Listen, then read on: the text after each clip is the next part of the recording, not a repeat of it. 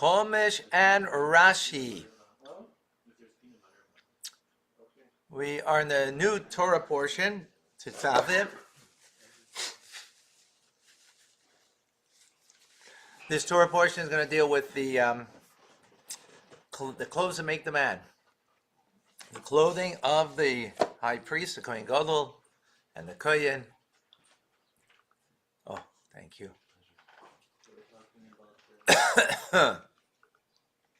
So we go to the first reading. The first reading actually doesn't go directly into it. First, we have about the menorah. Let's go straight into.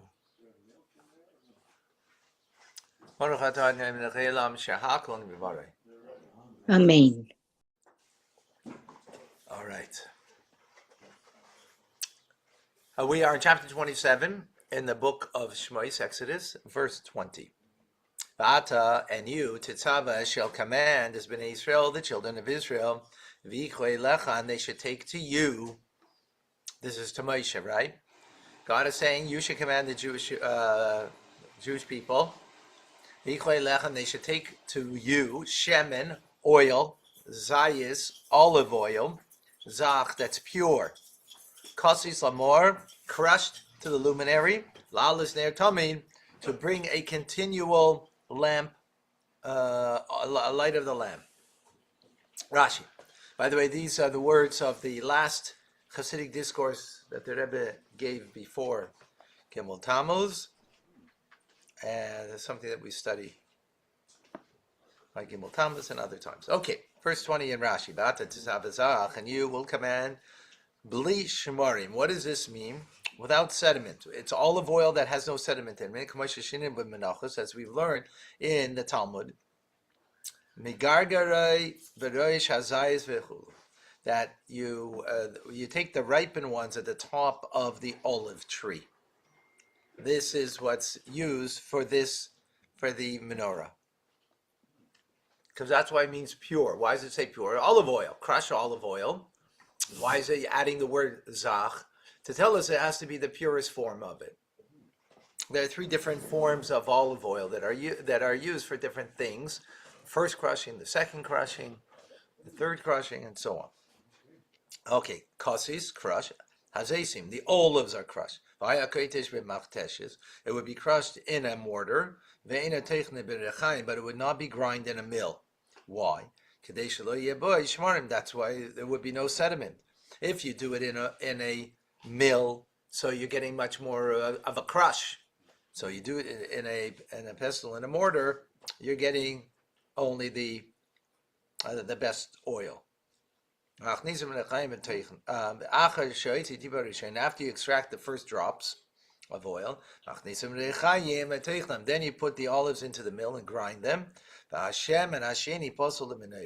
the second oil is unfit for the menorah, but it's fit for the meal offerings. Right, that's a meal offering, meaning that which is made from wheat. There, because the verse says that it's crushed for the illumination, and not crushed for the meal offering. Now, there's specifically, this is the pure that has to be for the menorah and not for menachas, meal offering. Okay, lalis nei tamid, to light a lamp continuously, madlik, you would kindle the fire of the menorah ad shiteh shaleh heves oilem aleha, until the flame would rise on its own. Because it says lahalois. It should say lahadlik. Lahadlik means to kindle. Lahalois means to ascend. Like the word aliyah. Like the word aliyah, right? Means to ascend, right? So what does it mean? Meaning you fulfill the mitzvah when the fire is kindled, that it's standing on its own. Tamid, continually. What does that mean continually? Kol laila v'laila karig tamid. Each and every night is referred to tamid, continuously. What does it mean continuous? Continuous, does it mean 24/7? Right? No, continuously means every night is a continuous, right? You might think, oops.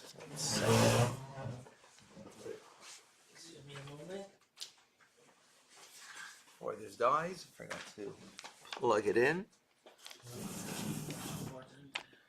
There we go. All right, sorry. Okay. Okay. So it means every night. That's what it means continuous. We also have the word tamid when it comes to a continual offering. But it means day to day. Likewise, the meal offering that the Kohen Gadol would give, it also uses the word tamid, meaning continuous. And that means half in the morning and half in the afternoon. So the word tamid, right, continuous, depending on the context, will be what it means continuous. Okay? Continual. About tamid amar belechem apanim, but the word tamid, when it's speaking about the lechem atamid, the bread, the bread with faces that's on the shulchan, mishabbos to Shabbos, is from one Shabbos to another. So again, depending on the context. Okay, verse 21. In the tent of meeting, outside of the pareches. What are the pareches? The pareches is what divides between. You have another book there. Okay, perfect. Titenla.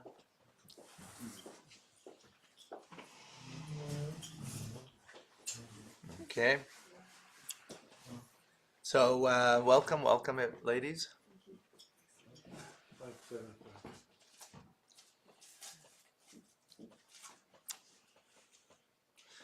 So in the Oyal Mayed, the tent of meeting, Michutz HaPareches, outside of the Pareches, meaning Asher Ala Edus, the Pareches is the division between the Holy of Holies and the Holies, right? So it's outside of that. Asher Ala Edus, which is the place of the testimony. Yarech Oisei, it should be arranged by Aaron Ubanav, Aaron and his sons, Me'erev ad boiker, from evening until morning, Lifnei Hashem, before Hashem, Chukas Olam, this is a statutory eternal law, L'Deiraisam, for generations, Me'ez B'nei Israel, from the children of Israel. Rashi, Me'erev ad boiker, from evening until morning. Ten la midasa shetieh delekas me'erev ad boiker. So you should give a measure of oil. Now this verse is coming to tell us how much oil do you have to put into the menorah to light it. So you need to put a measure that will burn from the evening until morning. And the sages estimate that measure should be half a loig each night for a long winter night in the month of Tevis. Similarly, for all of the nights, if there be left over, it doesn't matter.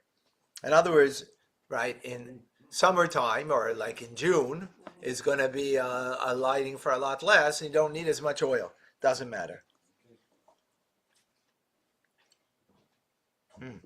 Okay. Okay, so we did that. Now we're going to go into the clothes that make the man. And who's the real man?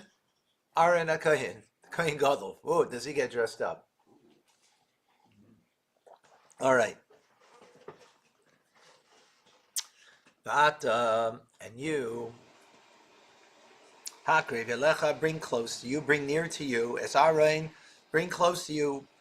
God is telling to Moshe, bring Aaron close to you, Achicha, your brother, Vezbanav, and his sons, Itai, with him, Itai B'nai Israel, from amongst the B'nai Israel, L'chanoi li, that they should serve me. They should be a kohen for me.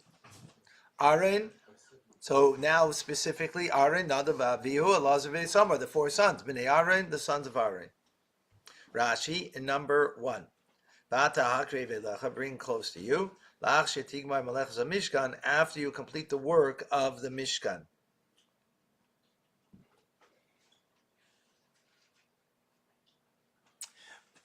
the interesting. I don't know how Rashi gets this exactly, because the previous Torah portion, what did it tell us? The command on the building the Mishkan, right? Now this is the command about the clothes that the one who's serving in the Mishkan, right? The Kohanim is serving in the Mishkan, what they need to wear in their service, right? So Rashi is saying over here that this is after you complete the work of the Mishkan.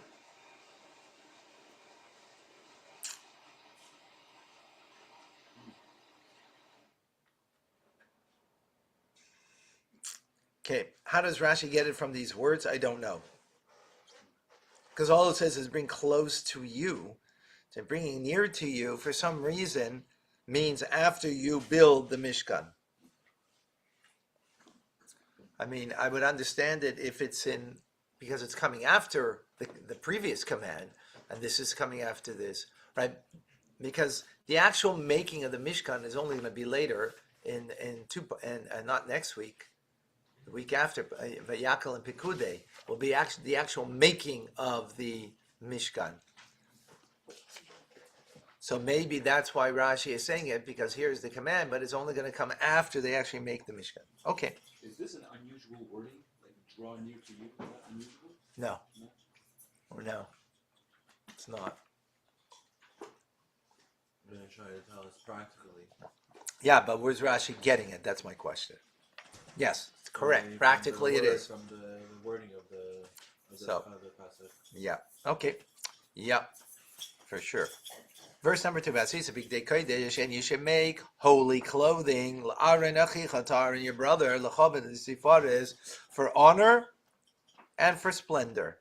Kavod means honor, Tiferes means for splendor, glory, but different. No Rashi. The Ata, and you, Tidaber, and you should speak, El Kol Chachmei Lev, to the all wise men of heart, wisdom of the heart. Asher Meleisiv Ruach Chachma, that I have invested the spirit of wisdom in them. Also is big day Aaron, and they shall make the garments of Aaron, Lachkadshe, to sanctify him, Lachanali, that he should be a kohen for me. Rashi, so Rashi picks up on these words, to sanctify him, so that he will be a kohen unto me. What does that mean? Means, how does he get sanctified? By the fact that he's wearing these clothing, these garments, that's how he shall be a kohen for me. And the word kohona is an expression of service. And in Old French, servantry. I'm trying to understand the term of Chachmei Lev. What does it mean exactly? Wisdom of the heart. I'm not sure. So a craft, someone who has a talent of a craft, so that talent is something in their heart as opposed to their mind, right?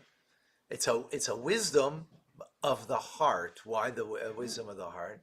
Because it's something that's embedded in their character makeup, right? As opposed to their intelligent makeup, right? It's in their character makeup, and that's why someone who's an artist, right? It doesn't matter what you will say to that person. If they're truly an artist in their heart, not in their head, in their heart, then that passion will always come out, and they will always, find a way for that passion to be expressed. So it's got a chachma.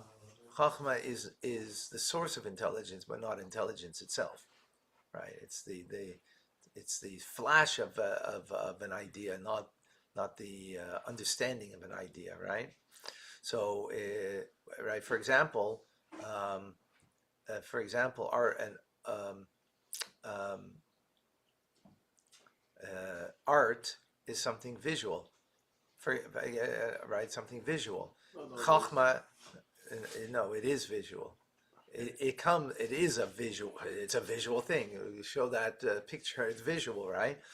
Vision comes from chachma. Literature, you have art in. Yeah, doesn't matter. Okay. it's a vision that someone has.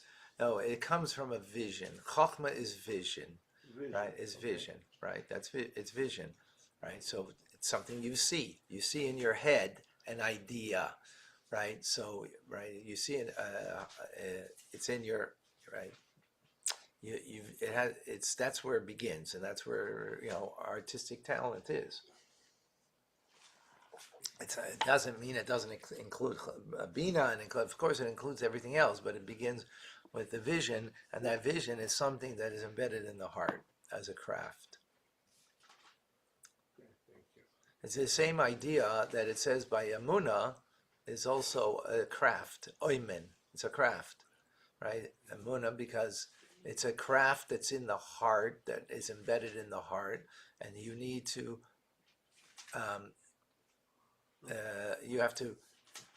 you have a talent for something. You're not going to be good at it unless you practice it, right? So the talent, so Ayman means a craftsman. A craftsman is someone who's continuously doing the craft. That's the idea. All right, let's continue. Anyway, that was a segue from Chumash and Rashi, but it was interesting. Okay. Okay, verse number 4. Verse number 4. Ve'ela begadim, and these are the garments. Asher yasu, that you shall make. A chayshin. The chayshin is the breastplate. The ephod, and the ephod is I don't know. Well, we'll call that an ephod. Let's just call it an ephod, okay? It's yeah. A me'il. A me'il is sort of like a full robe.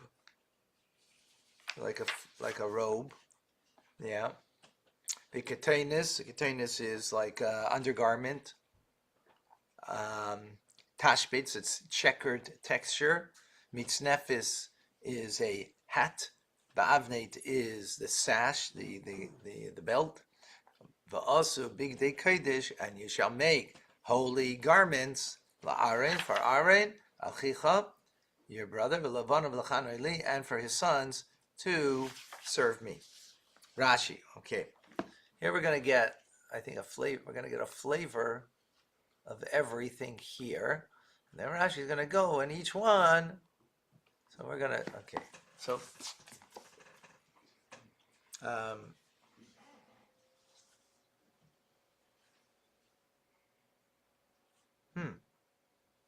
don't have the picture. Oh. Proper picture. Okay. Here's a picture of an ephod. First thing that we're going to write. On the ephod will be the breastplate, will be connected.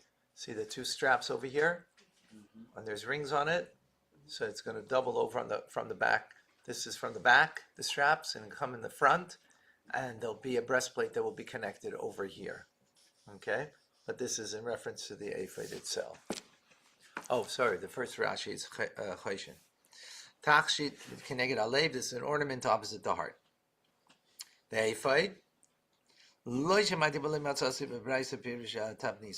I have not heard or found in the Brisa an explanation of its design. V'libi omerli, but my heart tells me, shehu chager loy me'achayrav, that it's belted around the back. Rachbay kereichev gav ish, and the width is like the width of a man's back. And in old French, it's like an apron, pour cent. Is that a French word for apron? No? It is. Old French. Old French. Like an apron. No, apron. Okay, like for cooking.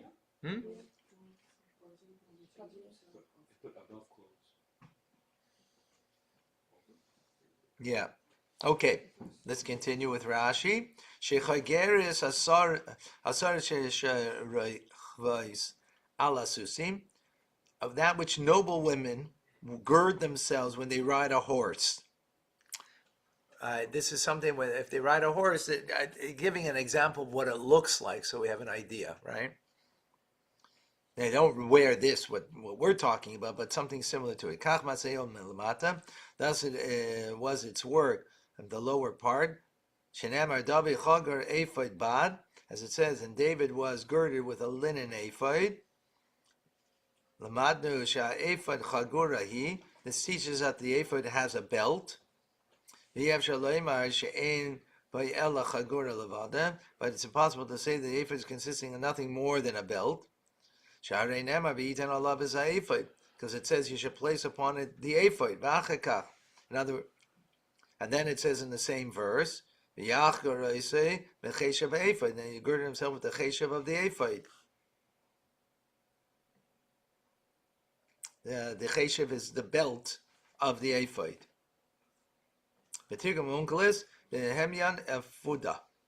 And he translates the belt of the ephod. Shem Takshit Levade teaches us that the cheshav is the belt and the ephod in itself is the name of the ornament vestment. V'ev shaloymar shal shem shtei yaksefos sheboya kori ephod, and it's impossible to say that the ephod is called only because of two shoulder straps. Shari nemar shtei yaksefos ha'ephod, because it says two shoulder straps of the ephod. The mandash ephod Shem Levad, that teaches us that the name ephod is separate because it says two shoulder straps of the ephod. Rashi is just going through an argument over here. Because again, the word ephod we never had, and we're never going to have it except in this context, right? So, and it doesn't give a full description. It doesn't get a full description, as we'll see later when we go through the details. So Rashi is now like making the argument. The word ephod can't mean straps because then later it says straps of the ephod. It can't mean the belt because it says the belt of the ephod, right? So he's just because here he's just summarizing everything here because later we're going to have the various psukim, but he's giving a summary here. So It seems here that it's saying that the ephod is the belt. No, he's saying it's not the belt. There's a belt of the ephod. The verse says later. It's interesting to hear Rashi say, but my heart tells me it means this. First Right. time I see him. Yeah, there's a sikh from the Rebbe on this that explains this. Yeah. Rashi is saying, Lamadnu sha'ephod chagorahi. We have learned that the ephod is the belt. No, it's belted, but it is not. Ephod chagorahi. There's nothing more clear than that it's the belt. No, then look, and you can't say that it's nothing but the belt, Yeah. right? So No, it's not a it belt. said you It's cannot separate the two because the ephod is the belt. no, it's You no, cannot it's say- look at the picture here. It's got a belt to it, but it's not just a belt. That's the point he's making. Yeah, because the whole thing That's is it, the belt. right? So it's got a belt to it, but it's not. You can't call it a belt. Can't call it only a belt. It's got a belt to it, but that's not all it is. Okay. Right? Because later it's going to say, put onto it from the belt, put the place it on the ephod, the belt. And then it says gird with the cheshav of the ephod. So the cheshav is the belt of the ephod, right? But it's part of the ephod. Okay, let's continue. V'yev shaloymar. We just said it can't be the two straps either, because later on it's going to say the two straps of the ephod. So this teaches us that the ephod is a noun. V'akseifa is shem levad, and the shoulder straps is a distinct noun. V'acheshav shem levad, and the belt is also a distinct noun. Lekach ani oimer. Therefore I say, Rashi continues, she'al shem hasinar shel mata kori ephod. It's because it's a sinar, which is an apron on the bottom. That's why it's called an ephod. So ephod is apron-like. Again, the word ephod does not mean apron. Does not mean an apron, right? Because an apron has like a tie, like also it has like this. You put it like on here and then you tie it like this. So, I don't know if that's no. I'm yeah, it's okay. An apron. Yeah, al shem oifte umakashte. So he said, because it beautifies and adorns the kohen gadol with it. So the word aphid is coming from the word beautifying. He beautified him with it.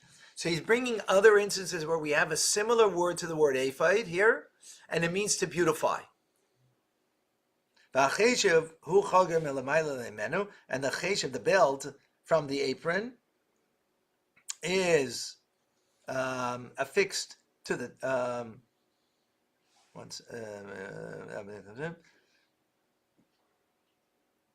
is above the apron.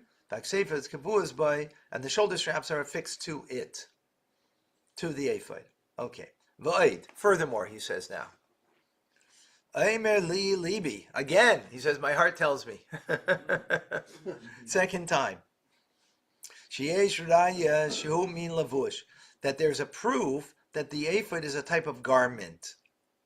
Because remember, we're going to have the word ephod. We're going to have the straps separate that are attached, because that's going to explain later. The straps are attached, right? It's going to say a belt is attached to it. But what is it? Right? It doesn't describe it except that it's checkered. No, sorry. No. That wasn't checkered. No, the xenus is checkered. Sorry. The undergarment is checkered. Sorry. Right. So it's a little tsugism. So it's a little mystery, right? So that's why he's saying my heart tells me.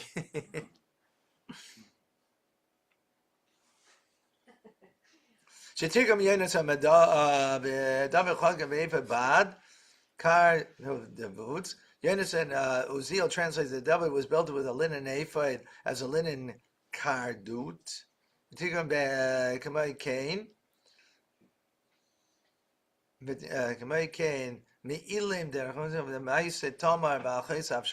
translate the word a robe.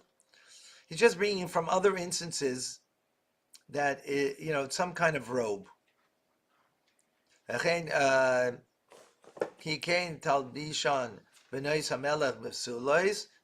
so would the virgin daughters of a king wear robes. Okay. I don't know, he's bringing proof from there exactly, but because it's not using the word ephod, but whatever. Okay, let's go to the next Rashi. Me'il.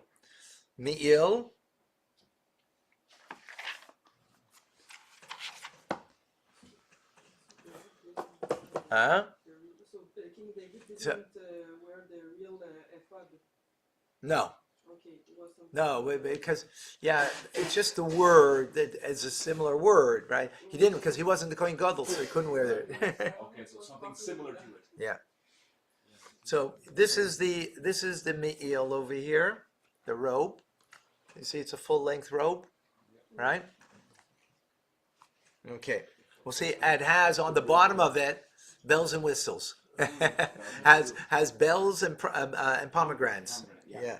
That's it. I made a painting of the Kohen Gadol. Oh yeah. With all the garments and everything according to Rashi. And Okay. You'll bring it tomorrow. yeah, Yeah, please. Yeah, for sure. Size. Me'il, Rashi, who can mean choluk? It's a type of robe. V'chein beketainis, likewise the ketainis, which is the undergarment. But the ketainis is also like a robe looking. Here, it's look at it. It looks the same. That's like, it's called a tunic, if you will, in English, right? Tunic is an undergarment, and there's a robe that goes on top of the tunic, right? But they both look similar, right? One. It must have been hot. Huh? It must have been hot. Looks like a train meal. Yeah, a very. Okay. So the ketainis is next to the flesh, it's undergarment. And the me'il is called an upper or an outer robe. Okay. Tash baits. Checkered texture, that is the ketainis, right? The undergarment. Asuyin mishbatzais lenoi. It was made of settings of decorations.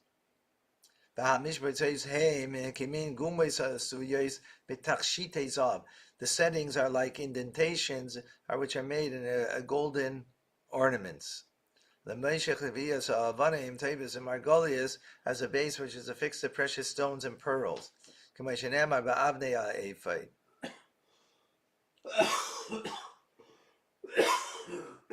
Okay. So you know what? It's like an undergarment. You know that you get thermal undergarment, right? Like a thermal undergarment. It's got it's got indentation, right? That's what it is, and that's probably a cooling effect. I bet you, right? The thermal gives a cooling effect because it's not just flat on you. It's got the indentation, so you know.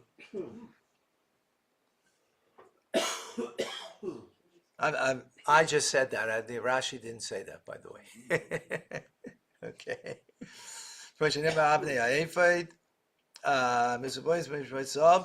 We have regarding the stones of the ephod. In other words, there's a setting, right? And in Old French, stones. It's probably a very old French. Okay, mitznefis. This is the headpiece.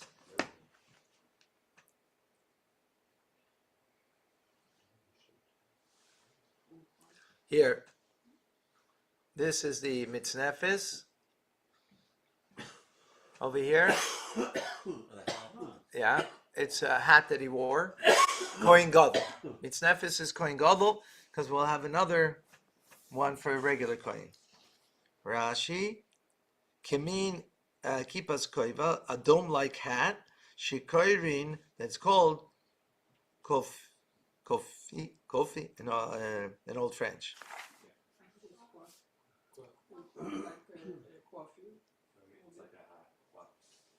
How do we know that mitznefis means a hat? Because the word mitznefis is not, doesn't mean a hat. Because elsewhere they're called migbois. And that's going to be for regular kohen, what he wears. We're targeting kohen, and Unkelis translates it as hat. Okay. Avneit, which is a sash or a belt. Hi chagura al haketanis. It is a belt over the ketanis. The ephod chagura al me'il, and the ephod has its own belt that's over the me'il. So he's wearing like a guard. It's on the inside. The avnet is under the. It's under. It's under.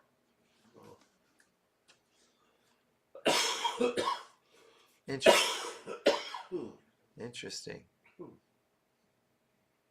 Right. As we in the order that they're put it on. Allah is a container. So he puts on the containers, then he belts it, right, with the belt of what we're talking about over here, the avnate, right, and then he dresses him with a me'il. The me'il is the robe, right, the outer robe, and then upon that is the ephod, right. Big day kodesh, they're garments of holy.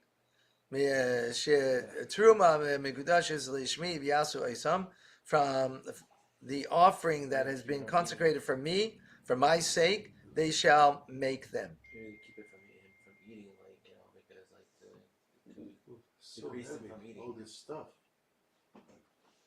Poor man. fine, probably. So why is it saying here that it's holy garments, right? Why is it saying it's holy garments? Because it needs to be made with the intent to be holy garments, right? Otherwise, it's superfluous over here because we've already said that they're holy garments. So this is coming to add that when these chachmei lev, these men of wisdom, of the heart, they're making them, they have to have intent that they're making these holy garments for the kohen or kohen gadol. That's where Chachmei Lev is. That they have intent of the heart to do the crafts. I don't think that's what it means. No, because intention? intention is not chachma. Intention is not chachma. That's bina. That's like that's a das, if anything. It's das, right? It's awareness. It's knowledge, right? That would be more das, right? No, okay. right? I'm thinking that you have to wear all those stuff, all those belts, because decrease him from wanting to eat when he's doing the service or something. I don't know. That's what Because like if you about We don't have to worry about this. You know why? Because we're never going to have this job. But we need to learn. But how do we fulfill this mitzvah? By the way, how do you fulfill it? By learning about it, we fulfill the mitzvah, right? We have to fulfill every single mitzvah. Not every mitzvah we can do. We're not a kohen. I'm a Levi, so I have that right. You have to dress a Kohen. So I don't think Levi's dressed a kohen. I don't think so. Has to help. Huh? The Levi Has to help, but I don't know if thinking the dressing. Anyway, let's continue. 1 second. Yeah, we got some time. Let's continue. Okay. Let's continue. Verse number 5. V'hei and they shall take esazov, the gold, vesatchelis, and the turquoise wool, vesargamon, and the blue wool, or purple wool rather, vesatilas shani, and the scarlet wool, vesashesh, and the linen. Interesting. All right. Va'asu is a ephod. And they should make. Oh, sorry, Rashi. V'hemi yiku. Who's they? Who's they? So Rashi is going to say, the wise-hearted people who are going to make the garments. Yikablu is miznavnim is azav is atchet. They should receive the gold and the turquoise wool from the donors. Last is mehem is a begonim to make the garments. They have to receive it. In other words, not Aaron and the sons, right, which is in the preceding verse. You might think that they're the ones who should receive it. No, the Chachmei Lev, they have to receive it because they're the ones who are going to make it for Aaron and his sons. That's what Rashi says that. When we see turquoise, is that techelet? Is that the color? Techelet? Yeah. So that's the same, the thread that was on the tzitziot. That's Yeah. same color. Yeah. Yeah. Verse number 6. But also it's the ephod. Okay. Now they're going to make the ephod, right? The ephod is the outer garment. Zahav, techeles, vargaman. So it's made from these, from gold, from the turquoise wool and the purple wool, the telas shani and the scarlet wool, the shesh majzar ma'aseh cheshem, and from twisted linen, the work of an artisan. I'm going to be very busy. Huh? I'm going to be very busy. You better pay attention really carefully to get all the details right. Chachmei Lev don't have to be Kohanim or Levim. No, for sure not. No, but they have to, but they have to pay attention to exactly all the details here to get it straight. Only voluntary. Okay, we're volunteering you. Because for sure I wouldn't be able to do it. I don't have the talent. I don't have that talent. Okay, verse number 6 in Rashi. Okay. Also say ephod and make the ephod. If you're going to explain the making of the ephod and the choshen according to the order of the verses, Harei Perushim Parakim, their explanation will be split up into fragments. These go by Rufan, and the reader would err by combining them. Therefore, I'm going to write it out now the way it is. Now, the Rashi is going to tell us now, before going into the verses. When you're going to go, if you're following, folks, you're going to go into the verses and try to follow in the verses. He says you're going to make a mistake. You're going to make a mistake. So, therefore, I'm going to tell you now before we get into all of the verses, so you'll get a clarity. Otherwise, we're not going to be wise of heart. Okay. To the point. Lavan Yaru says, therefore the reader will be able to run quickly through it and get it. So this is going to be a doubly long parsha. You know why? He's explaining it now, and then when he goes through the verses, he'll explain it again.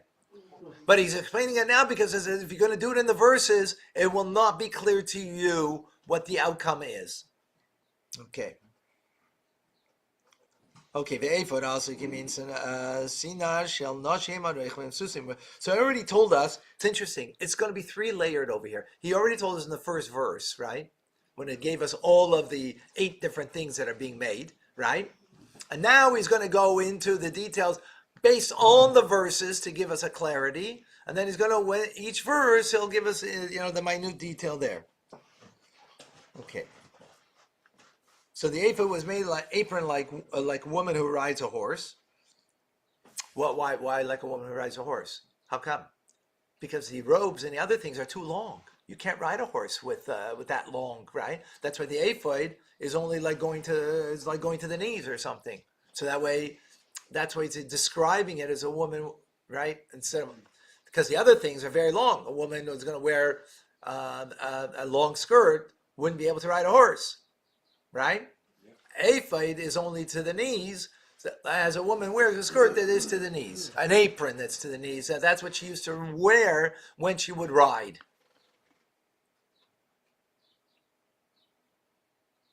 And would gird from behind, keneged libai, opposite the heart, below the elbows.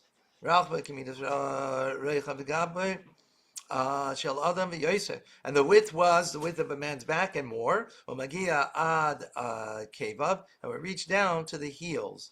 What does that mean? We reach down to the heels. What does that mean? I don't get that. Wow. So I said to the knees, and then no, Rashi's saying to the heels.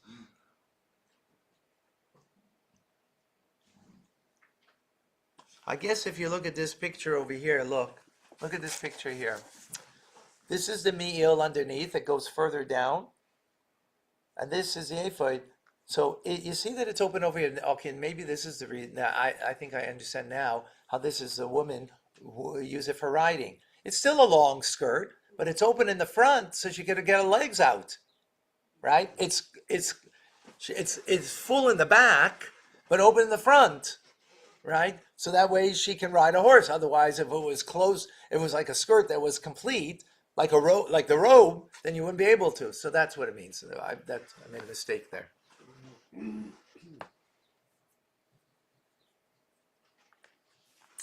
The Rebbe goes into, how does Rashi know about a woman's riding a horse like this? Where does he get that from? The Rebbe goes in, huh? He explains it in the Sikha. Amazing. I was like, where did he get this from? It shows Huh? that Rashi was modern. No, the Rebbe says not. He's a tzaddik. He's not looking at women. Not looking at women and whatever. Right? To see, the Rebbe explains. Right. Because this would not be like a tzimut very. Right, so it's an asikha from the Rebbe.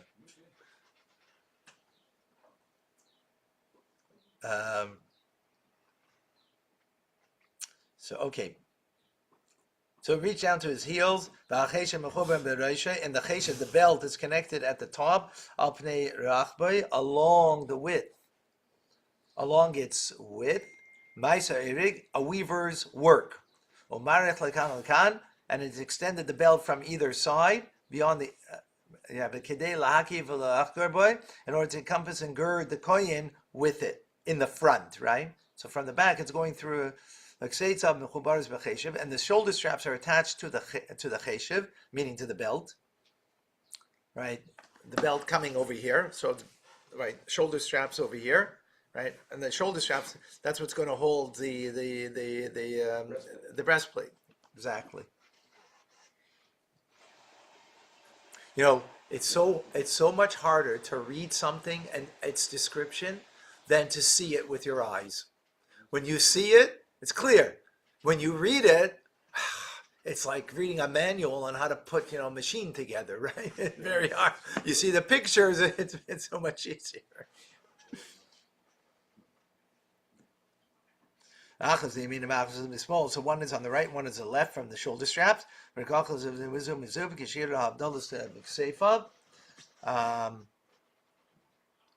Set apart each other by the size of the kohen gadol's shoulders. From the back of the kohen, the two ends of the width of the apron, and when the strap and they would stand them straight. They would stand on his two shoulders. They're like two bands, made of the same material of the ephod.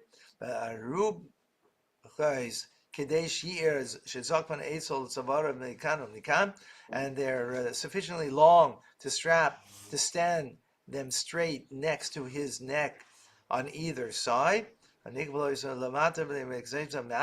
bend over in front of him just a bit, so that it comes the shoulder strap a little over here, because that's where it's going to begin, right? The breastplate on each side. And the shoyam stones are set in there. There's in the shoulder straps. There's settings in there that there's stones in there, precious stones. Achas al kasef yamin, achas al kasef small. One on the right strap, one on the left strap. Mishpat says in the Sunnah and the settings are put in the ends of the shoulder straps in front of the shoulders. And two golden cables are inserted into the two rings that are in the choshen. See, okay, here's the strap coming on the front. You see that? And then there's two golden strands, right? And they're going to come from here to connect to the breastplate. Can you scroll up, please, Rabbi? Oh, yes, sorry. Oh, there we are. Okay.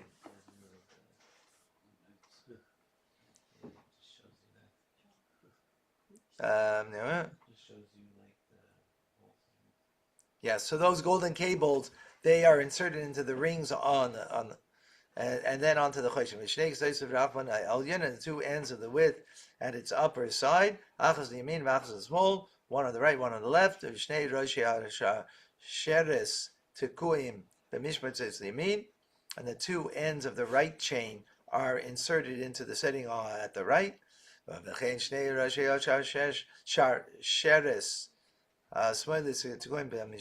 because of the small. And similarly, the two ends of the left chain are inserted into the setting on the left shoulder strap.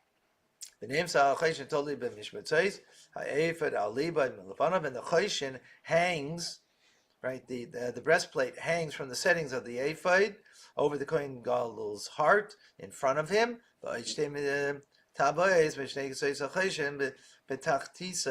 And yet there are two rings at the ends of the choshen at the bottom, and we connect them shtei ta'abayis with shtei ksefes ha'ephod, and the corresponding two rings are two shoulder straps of the ephod. Trying to find them. Here, can you see it over here? Maybe a little better. See, this is a golden chain to the strap. Connected to the strap, there's a ring over here that is connected to the ring on both sides, and then the ephod is then strapped on. It also has rings. When you're showing, the screen is blocking. So you always have to show it a little bit higher. You see it? So there's rings here and rings here. So here it's right with the golden chain. And here it's going to be tied on the bottom to the ephod. There's no Tanya? Yeah, we're finishing this. We're going to Tanya. Yeah.